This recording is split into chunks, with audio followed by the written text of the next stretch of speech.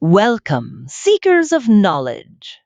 Welcome, seekers of knowledge, you in whom words ignite the lanterns of consciousness, and whose souls are quenched by the wellspring of wisdom. Here, within the halls of Millennium Library, we embark together on a unique journey through the paths of letters and the labyrinthine corridors of ideas.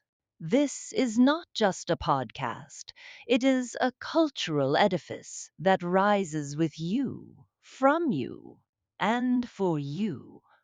We are here to revive the worlds of novels, to delve into the depths of stories, and to present you with the treasures of classic literature, transcending the boundaries of time and space. Every voice you hear, every word that touches your ears, is the fruit of a joint effort, a human and artistic legacy born from the pristine collaboration between a creative human mind and promising artificial intelligence. We have worked together to transform these timeless literary masterpieces, which are now in the public domain, into captivating audio experiences, reaching you pure, clear, and rich. This work, in all its details, is the property of Millennium Library. All broadcasting and production rights are reserved to it, and everything you hear is part of this cultural legacy that we offer to the world. We kindly ask you to enjoy this unique experience and contribute to spreading the light of knowledge while respecting the ownership and rights of this creative production. Millennium Library, where human and artificial intelligence meet to create an enduring legacy.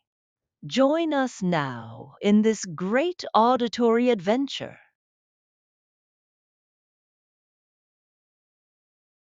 The Secret Garden. Martha. When she opened her eyes in the morning, it was because a young housemaid had come into her room to light the fire, and was kneeling on the hearthrug raking out the cinders noisily. Mary lay and watched her for a few moments, and then began to look about the room.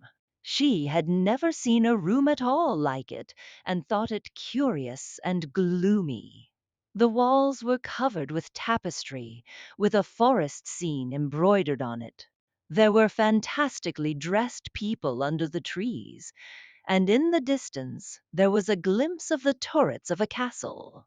There were hunters and horses and dogs and ladies. Mary felt as if she were in the forest with them. Out of a deep window she could see a great climbing stretch of land which seemed to have no trees on it, and to look rather like an endless, dull, purplish sea. "What is that?" she said, pointing out of the window. Martha, the young housemaid, who had just risen to her feet, looked and pointed also. "That there," she said. "Yes, that's Thmamore, with a good-natured grin. Does thou like it?" "No," answered Mary, "I hate it." "That's because thou'rt not used to it," Martha said, going back to her hearth. "Tha thinks it's too big and bare now, but tha will like it." "Do you?" inquired Mary. "Aye, aye, that I do," answered Martha, cheerfully polishing away at the grate. "I just love it. It's none bare. It's covered wi' growin' things as smells sweet. It's fair lovely in spring and summer when th' gorse and broom and heather's in flower. It smells o' honey in there, such a lot of fresh air. And the sky looks so high, and the bees and skylarks make such a nice noise, hummin' and singin'. Eh, I wouldn't live away from th' moor for anythin'." Mary listened to her with a grave, puzzled expression. The native servants she had been used to in India were not in the least like this. They were obsequious and servile, and did not presume to talk to their masters as if they were their equals. They made salams and called them protector of the poor and names of that sort. Indian servants were commanded to do things, not asked. It was not the custom to say please and thank you, and Mary had always slapped her ayah in the face when she was angry. She wondered a little what this girl would do if one slapped her in the face. She was a round, rosy, good-natured looking creature, but she had a sturdy way, which made Mistress Mary wonder if she might not even slap back if the person who slapped her was only a little girl. "You are a strange servant," she said from her pillows, rather haughtily. Martha sat up on her heels, with her blacking brush in her hand, and laughed, without seeming the least out of temper. "Eh, I know that," she said. "If there was a grand missus at Misselthwaite, I should never have been even one of thunder housemaids. I might have been let to be scullery maid, but I'd never have been let upstairs. I'm too common, and I talk too much Yorkshire. But this is a funny house for all it's so grand. Seems like there's neither master nor mistress, except Mr. Pitcher and Mrs. Medlock. Mr. Craven, he won't be troubled about anythin' when he's here, and he's nearly always away. Mrs. Medlock gave me 3 place out o' kindness. She told me she could never have done it if Misselthwaite had been like other big houses." "Are you going to be my servant?" Mary asked, still in her imperious little Indian way. Martha began to rub her grate again. "I'm Mrs. Medlock's servant," she said stoutly, "and she's Mr. Craven's, but I'm to do the housemaid's work up here and wait on you a bit. But you won't need much waitin' on." "Who is going to dress me?" demanded Mary. Martha sat up on her heels again and stared. She spoke in broad Yorkshire in her amazement. "Canna tha dress thysen?" she said. "What do you mean? I don't understand your language," said Mary. "Eh, eh, I forgot," Martha said. "Mrs. Medlock told me I'd have to be careful, or you wouldn't know what I was sayin'. I mean, can't you put on your own clothes?" "No," answered Mary, quite indignantly. "I never did in my life. My ayah dressed me, of course." "Well," said Martha, evidently not in the least aware that she was impudent, "it's time tha should learn. Tha cannot begin younger. It'll do thee good to wait on thysen a bit. My mother always said she couldn't see why grand people's children didn't turn out fair fools what with nurses, and bein' washed and dressed, and took out to walk as if they was puppies." "It is different in India," said Mistress Mary disdainfully. She could scarcely stand this. But Martha was not at all crushed.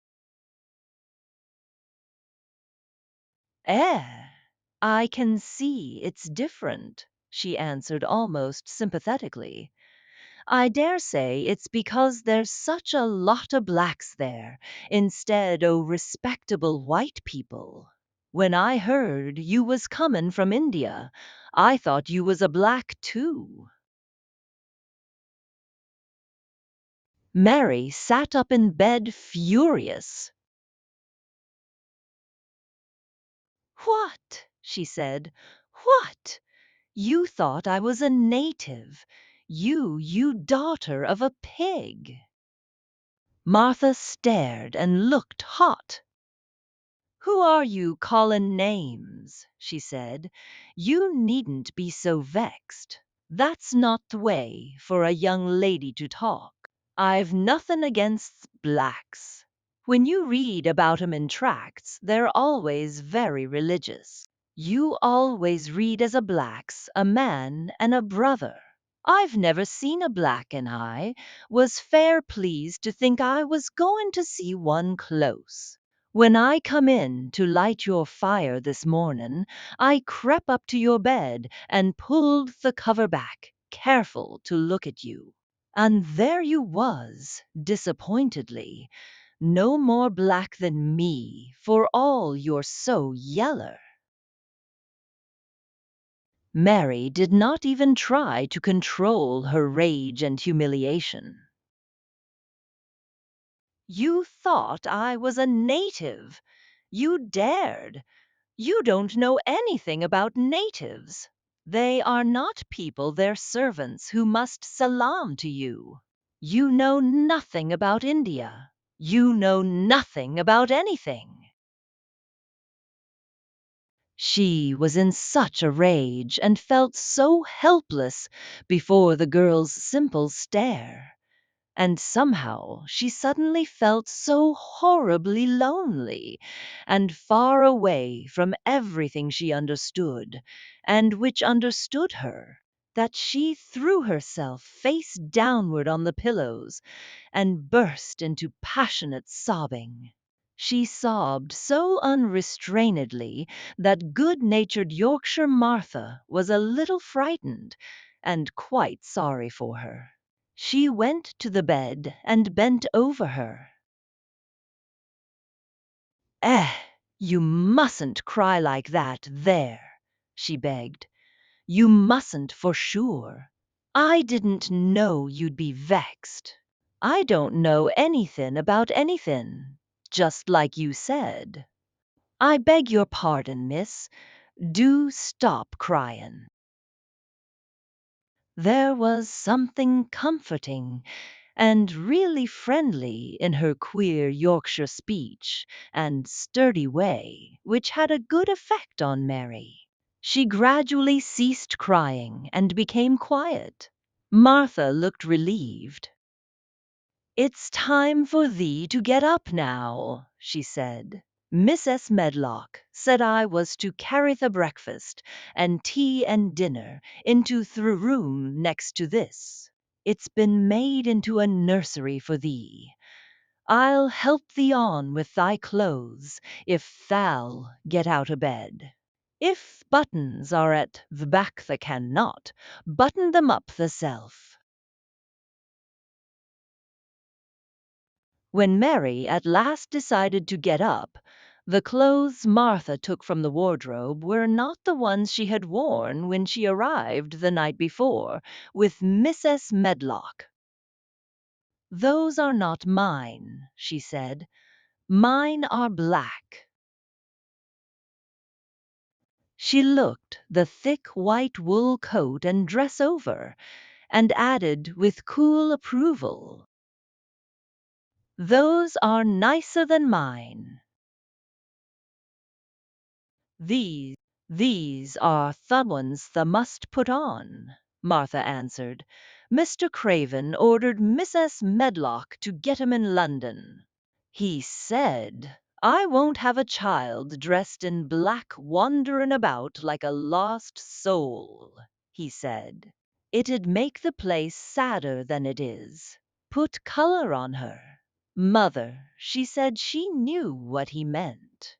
Mother always knows what a body means. She doesn't hold with black herself. I hate black things, said Mary. The dressing process was one which taught them both something. Martha had buttoned up her little sisters and brothers, but she had never seen a child who stood still and waited for another person to do things for her, as if she had neither hands nor feet of her own. Why doesn't thou put on thy own shoes? She said when Mary quietly held out her foot. My ayah did it, answered Mary, staring. It was the custom. She said. She said that very often it was the custom. The native servants were always saying it. If one told them to do a thing their ancestors had not done for 1,000 years, they gazed at one mildly and said, "It is not the custom," and one knew that was the end of the matter. It had not been the custom that Mistress Mary should do anything but stand and allow herself to be dressed like a doll. But before she was ready for breakfast, she began to suspect that her life at Misselthwaite Manor would end by teaching her a number of things quite new to her things, such as putting on her own shoes and stockings, and picking up things she let fall. If Martha had been a well-trained, fine young lady's maid, she would have been more subservient and respectful, and would have known that it was her business to brush hair and button boots and pick things up and lay them away. She was, however, only an untrained Yorkshire rustic who had been brought up in a moorland cottage with a swarm of little brothers and sisters, who had never dreamed of doing anything but waiting on themselves and on the younger ones who were either babies in arms or just learning to totter about and tumble over things.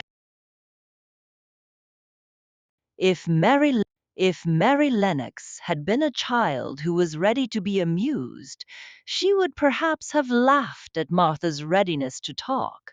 But Mary only listened to her coldly and wondered at her freedom of manner.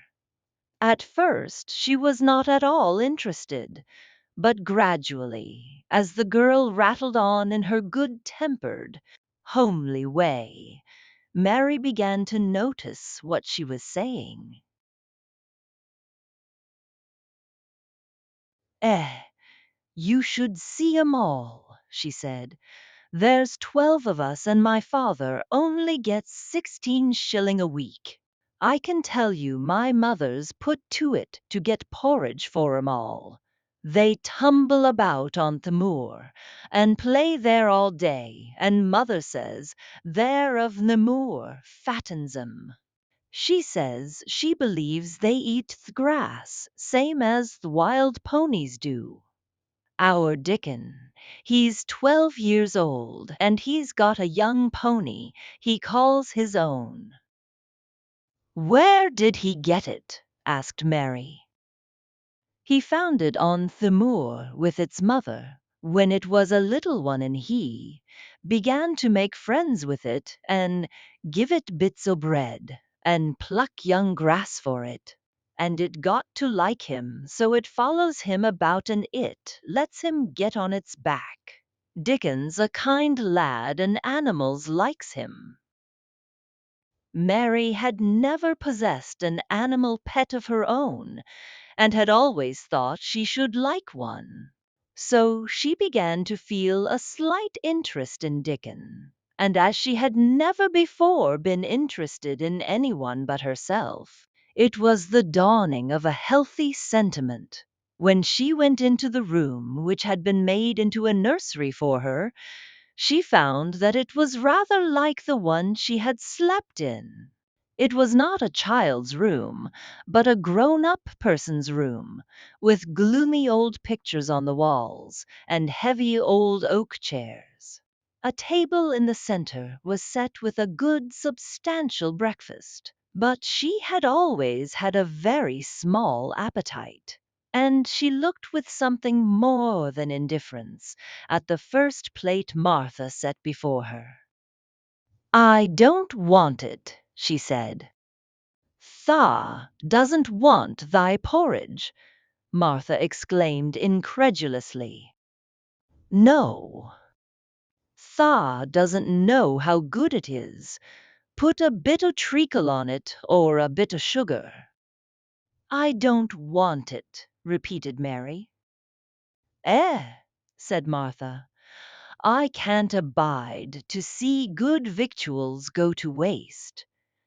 If our children was at this table, they'd clean it bare in 5 minutes. Why?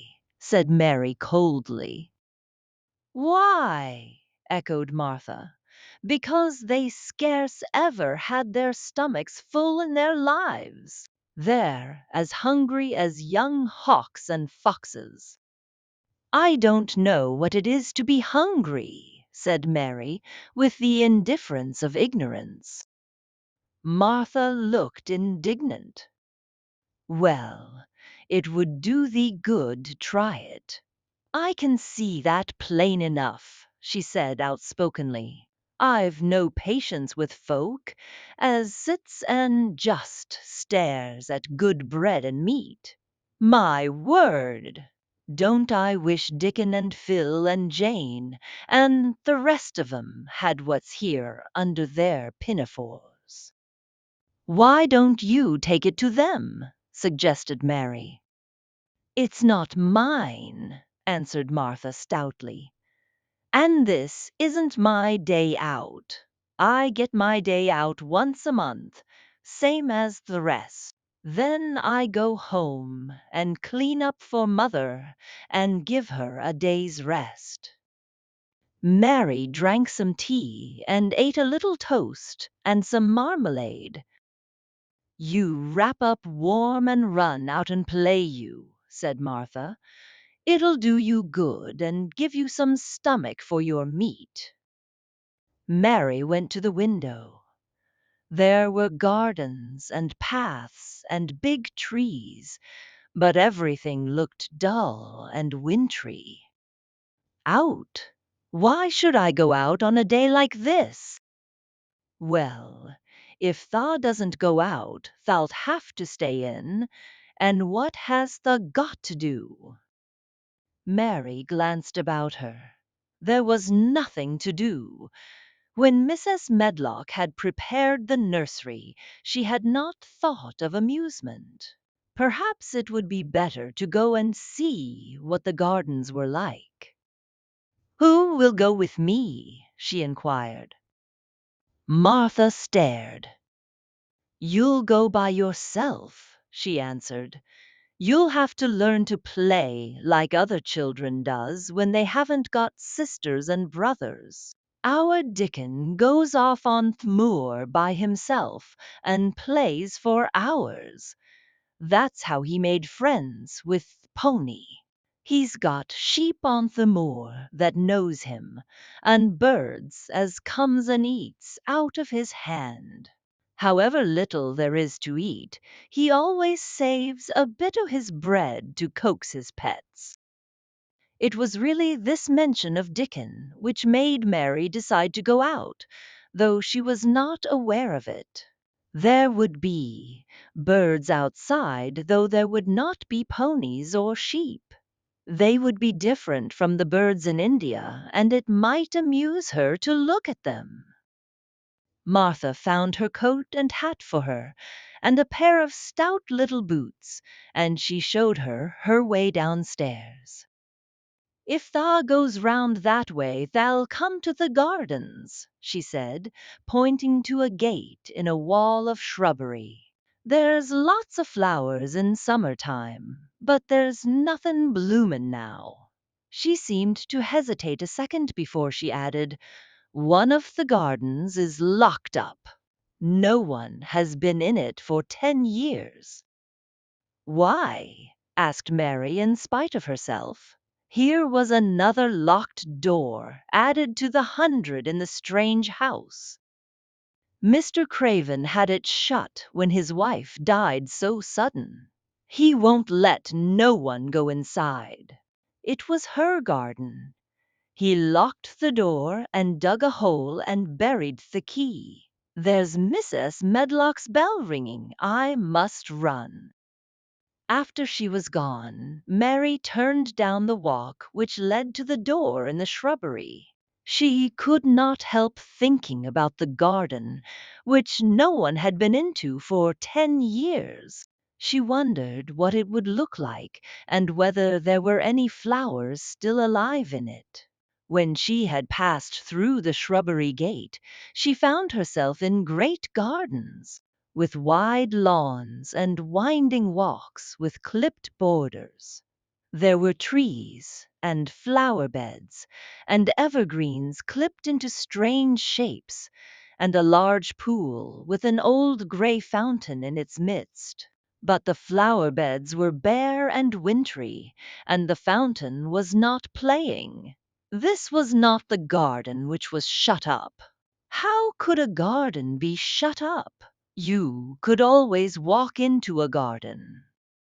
She was just thinking this when she saw that, at the end of the path she was following, there seemed to be a long wall with ivy growing over it. She was not familiar enough with England to know that she was coming upon the kitchen gardens where the vegetables and fruit were growing. She went toward the wall and found that there was a green door in the ivy and that it stood open. This was not the closed garden, evidently, and she could go into it. She went through the door and found that it was a garden with walls all round it, and that it was only one of several walled gardens which seemed to open into one another. She saw another open green door, revealing bushes and pathways between beds containing winter vegetables. Fruit trees were trained flat against the wall, and over some of the beds there were glass frames. The place was bare and ugly enough, Mary thought, as she stood and stared about her. It might be nicer in summer when things were green, but there was nothing pretty about it now.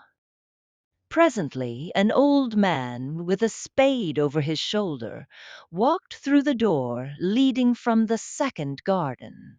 He looked startled when he saw Mary, and then touched his cap.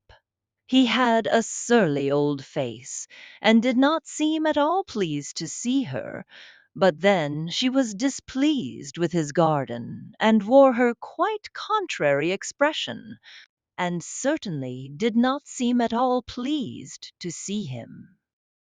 "What is this place?" she asked. "One of the kitchen gardens," he answered. "What is that?" said Mary, pointing through the other green door. "Another of 'em, shortly. There's another on t'other side o' th' wall, and there's the orchard t'other side o' that." "Can I go in them?" asked Mary. "If tha likes, but there's nowt to see." Mary made no response. She went down the path and through the second green door. There she found more walls and winter vegetables and glass frames, but in the second wall there was another green door, and it was not open. Perhaps it led into the garden which no one had seen for 10 years. As she was not at all a timid child, and always did what she wanted to do, Mary went to the green door and turned the handle. She hoped the door would not open, because she wanted to be sure she had found the mysterious garden, but it did open quite easily, and she walked through it and found herself in an orchard. There were walls all round it also, and trees trained against them, and there were bare fruit trees growing in the winter browned grass, but there was no green door to be seen anywhere. Mary looked for it, and yet when she had entered the upper end of the garden, She had noticed that the wall did not seem to end with the orchard, but to extend beyond it, as if it enclosed a place at the other side. She could see the tops of trees above the wall, and when she stood still, she saw a bird with a bright red breast sitting on the topmost branch of one of them. And suddenly he burst into his winter song, almost as if he had caught sight of her and was calling to her. She stopped and listened to him, and somehow his cheerful, friendly little whistle gave her a pleased feeling. Even a disagreeable little girl may be lonely. And the big closed house and big bare moor and big bare gardens had made this one feel as if there was no one left in the world but herself. If she had been an affectionate child, who had been used to being loved, she would have broken her heart. But even though she was Mistress Mary, quite contrary, she was desolate. And the bright breasted little bird brought a look into her sour little face, which was almost a smile. She listened to him until he flew away. He was not like an Indian bird, and she liked him, and wondered if she should ever see him again. Perhaps he lived in the mysterious garden, and knew all about it. Perhaps it was because she had nothing whatever to do that she thought so much of the deserted garden. She was curious about it, and wanted to see what it was like. Why had Mr. Archibald Craven buried the key? If he had liked his wife so much, why did he hate her garden? She wondered if she should ever see him, but she knew that if she did, she should not like him, and he would not like her, and that she should only stand and stare at him and say nothing, though she should be wanting dreadfully to ask him why he had done such a queer thing. People never like me, and I never like people, she thought, and I never can talk as the Crawford children could. They were always talking and laughing and making noises. She thought of the robin and of the way he seemed to sing his song at her, and as she remembered the treetop he perched on, she stopped rather suddenly on the path. I believe that tree was in the secret garden. I feel sure it was, she said. There was a wall round the place, and there was no door. She walked back into the first kitchen garden she had entered, and found the old man digging there. She went and stood beside him, and watched him a few moments in her cold little way. He took no notice of her, and so at last she spoke to him.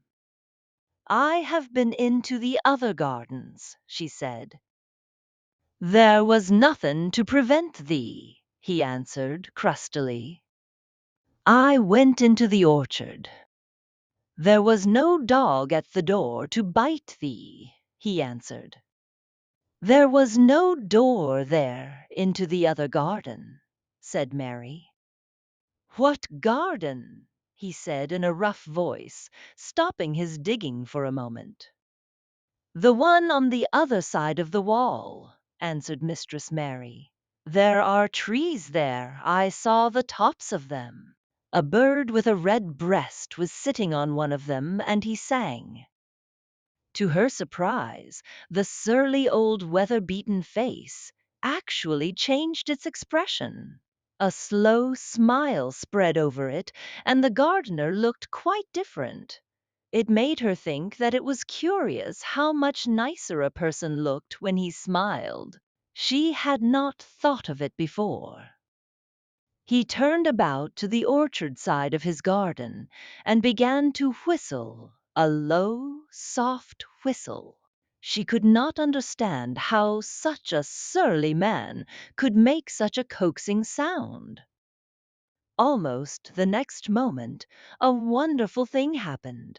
She heard a soft little rushing flight through the air, and it was the bird with the red breast flying to them, and he actually alighted on the big clod of earth, quite near to the gardener's foot.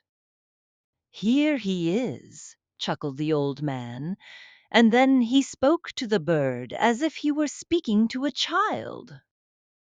"Where has thou been, the cheeky little beggar?" he said. "I've not seen thee before today. Has thou begun thy courtin' this early in season? Thou'rt too forrad." The bird put his tiny head on one side and looked up at him with his soft, bright eye, which was like a black dewdrop. He seemed quite familiar and not the least afraid. He hopped about and pecked the earth briskly, looking for seeds and insects. It actually gave Mary a queer feeling in her heart, because he was so pretty and cheerful and seemed so like a person. He had a tiny plump body and a delicate beak and slender delicate legs. "Will he always come when you call him?" she asked, almost in a whisper. "Aye, that he will. I've knowed him ever since he was a fledgling. He come out of the nest in t'other garden, and when first he flew over the wall, he was too weak to fly back for a few days, and we got friendly. When he went over the wall again, the rest of the brood was gone, and he was lonely Anne. He come back to me."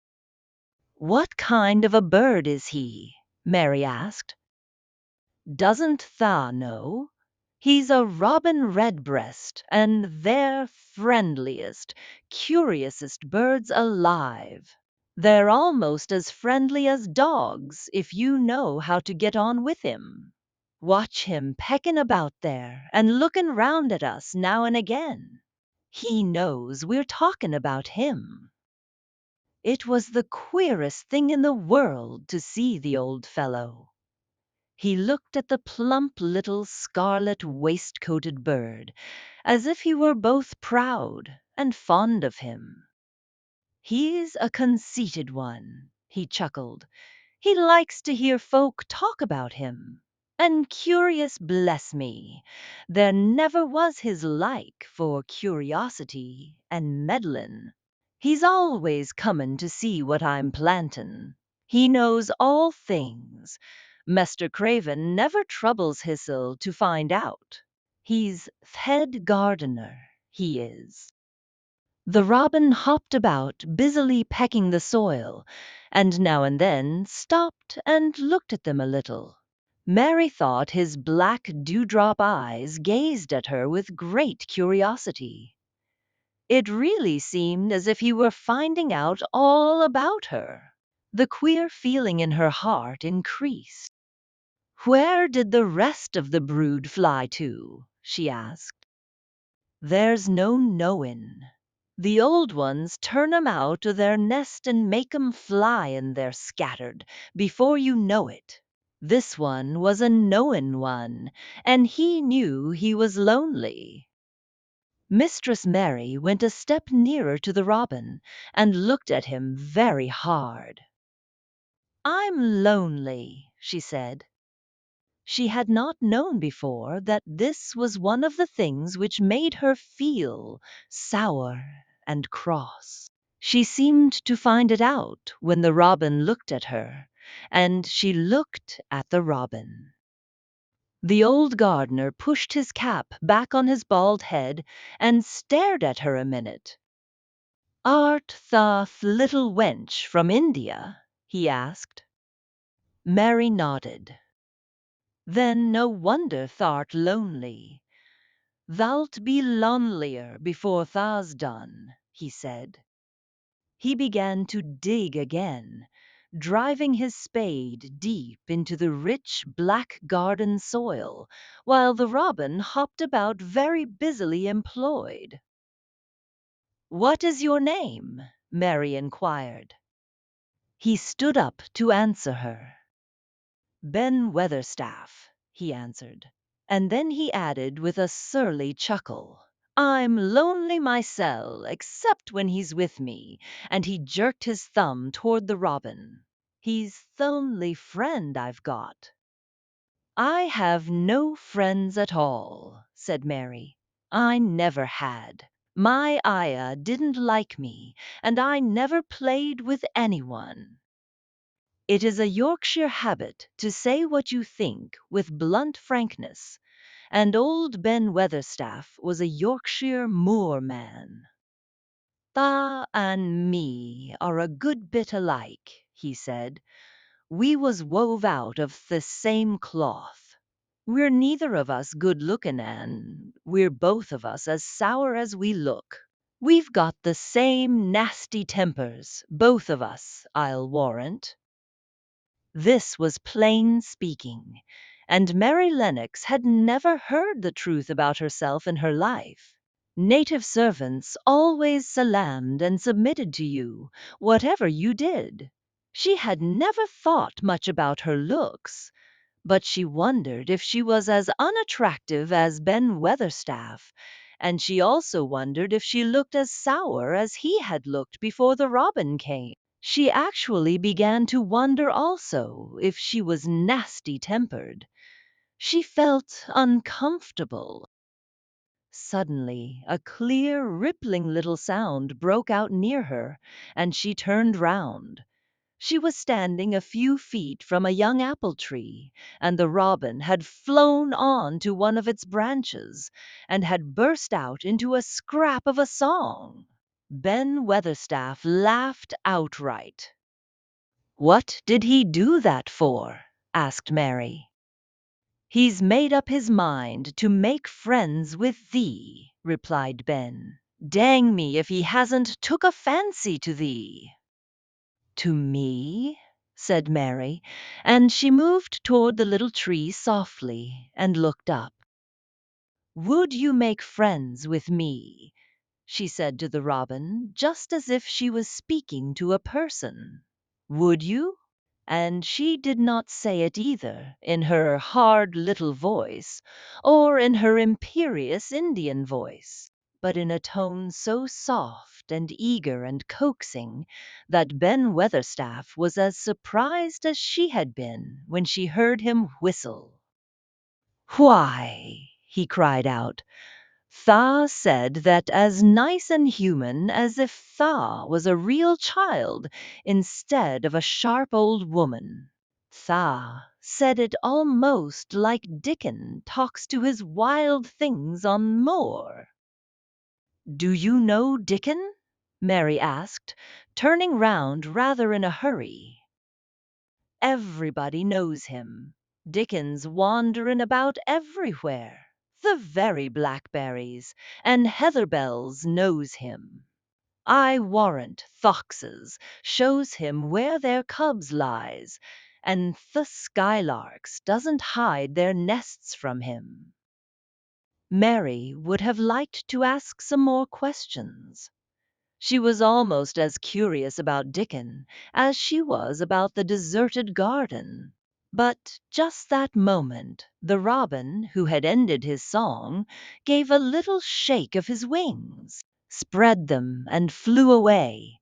He had made his visit and had other things to do. "He has flown over the wall!" Mary cried out, watching him. "He has flown into the orchard, he has flown across the other wall, into the garden where there is no door." "He lives there," said old Ben. "He came out o' th' egg there. If he's courtin', he's making up to some young madam of a robin that lives among th' old rose trees there." "Rose trees," said Mary. "Are there rose trees?" Ben Weatherstaff took up his spade again and began to dig. There was 10 years ago, he mumbled. I should like to see them, said Mary. Where is the green door? There must be a door somewhere. Ben drove his spade deep and looked as uncompanionable as he had looked when she first saw him. There was 10 years ago, but there isn't now, he said. No door, cried Mary. There must be. None as anyone can find, and none as is anyone's business. Don't you be a meddlesome wench, and poke your nose where it's no cause to go. Here, I must go on with my work. Get you gone and play you. I've no more time. And he actually stopped digging, threw his spade over his shoulder, and walked off, without even glancing at her or saying goodbye.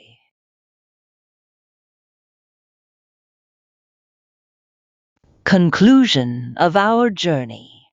And so we reach the conclusion of our journey for today, within the unending worlds of words and the never folding pages of knowledge. We have spent an enjoyable and beneficial time together within the embrace of Millennium Library, where voices meet tales and a new cultural legacy is forged.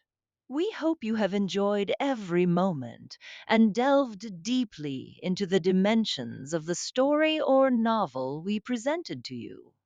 Always remember that this grand edifice, Millennium Library, is the result of a unique collaboration between human creativity and the profound depth of artificial intelligence.